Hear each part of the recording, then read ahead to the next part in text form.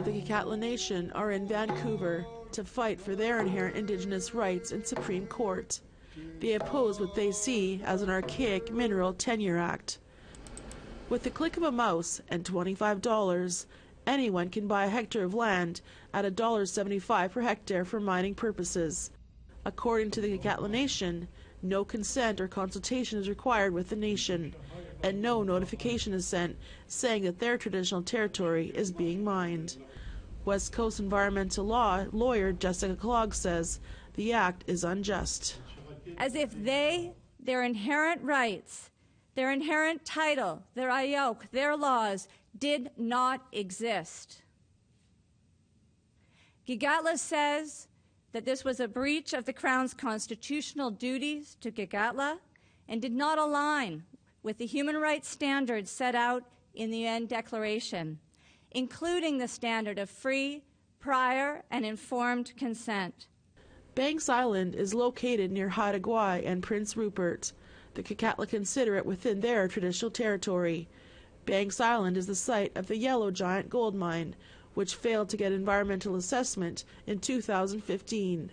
The mine later went on to pollute toxic tailings in salmon-bearing water bodies around the island, leading to charges that forced them into bankruptcy. According to the chief counselor of the Gitxaala Nation, Linda Ennis, the damage is still felt to this day. Gitxaala people have lived with the consequences of bad mining practices for years. Prospecting camps and mining operations polluting our lakes and salmon streams, impacting our resources, our medicine, and our people for generations to come.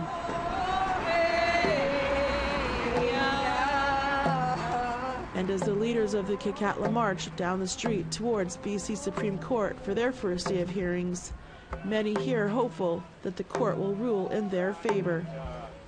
Jamie Neen is with Mining Watch Canada.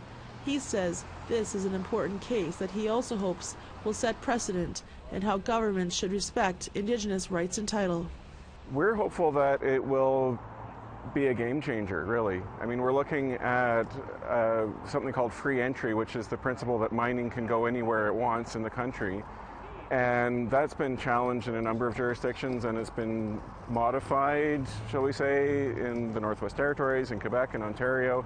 It hasn't really been tackled in BC, and it certainly has not been brought up to the standard of free, prior, informed consent. And for the next 2 weeks, the BC Supreme Court will hear from the Gitxaala Nation. We'll keep you updated as this case evolves. Tina House, APTN National News, Vancouver.